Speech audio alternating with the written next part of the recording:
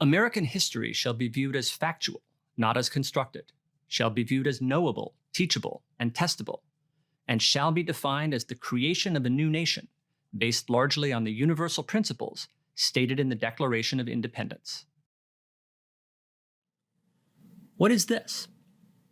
The short answer is that it's part of Florida Senate Bill 148. The longer answer is that it's part of a raft of similar bills now being rolled out across the country. These bills tell teachers what they can and can't say about American history, about America as a nation, or Americans as a people. What are they supposed to say? That America comes from the universal principles of the Declaration of Independence. That's one thing. That we're dedicated to the principles of freedom and equality, that we have been from the beginning. An Arizona bill puts it this way: the people of this state find and declare the following. 1. Slavery, legal racial discrimination, and racism are so inconsistent with the founding principles of the United States that Americans fought a civil war to eliminate the first, waged long-standing political campaigns to eradicate the second, and have made the third unacceptable in the court of public opinion.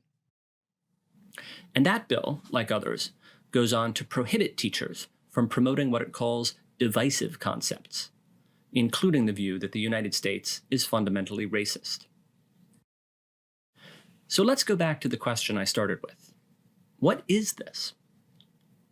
The longer answer is that it's a battle over our national story. And now it's time to say a little bit about stories and the role they play in our lives, both as individuals and as nations. Start with individuals. We all have a sense of self, who we are, what's important to us, what we're trying to do. And our sense of self is tied up in our personal history. There are things we experienced, things we did, that made us who we are. Put it all together, and it's a story. We understand our lives, we understand ourselves in narrative form. Our personal stories are interesting to us, of course. They're about us. They might not be all that interesting to other people. This is something I found out when I started writing fiction, because I wrote mostly about episodes from my life that seemed meaningful, and not all my readers thought they were worth writing about. But usually that doesn't matter, because usually it doesn't matter whether other people understand who we think we are, or why, and it doesn't matter whether they agree. But sometimes it does. If you're in a close relationship with someone, if you're married, for instance, then it usually matters a lot. It's a problem for a relationship if the participants have different versions of each other's stories. And it's maybe even a worse problem if they have a different version of the story of the relationship, how they found each other, what brought them together, what's keeping them together.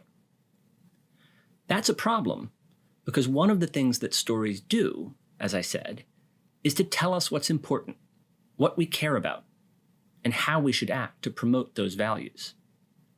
So if people who are supposed to be intimately connected don't agree about that, the relationship is in trouble. And this is true for nations as well. Nations have a story, an agreed upon history that explains who they are and what they value. It tells the people who are their heroes and who are their villains. It tells them what they should care about and what they should do. And most of all, it brings them together in the service of these shared ideals. So what does a national story need if it's going to work? It needs to be reassuring. It tells people that they're good, that they've succeeded in the past, and that they're going to succeed in the future. It needs to be inspiring. It tells people that there are noble ideals that the nation strives for, and that they should strive for in their own lives. And it needs to unify. In order to do that, most of all, it needs to be accepted. People need to agree that it's true. Now, it's never going to be true in some absolute sense. For one thing, history isn't true or false. There are facts, things that did or didn't happen. But history is not a list of facts. History is facts selected and arranged to make a point, to create meaning, to tell a story. This is true of any kind of history.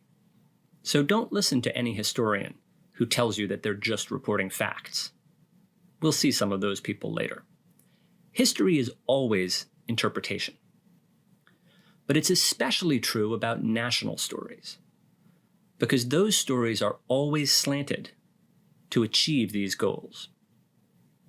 This slant, this construction of a story for a purpose, is what I'll call ideology. National stories always have an ideological component. And if you challenge that ideology, you'll get a response from the people who are in power. National stories serve the interest of the nation as a whole, yes, but they also serve the interests of the people who are in charge. And if those stories are challenged, then the people in power react. They try to suppress the challenges.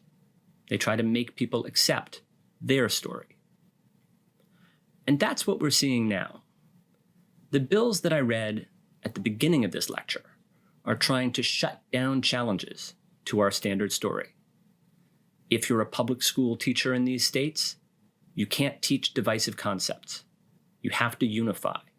You have to say America is based on universal ideals from the Declaration of Independence.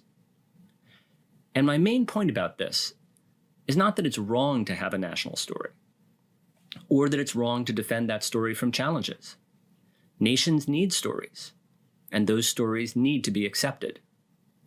But sometimes they stop working, and ours has. That's my main point. That's what this course is going to show you.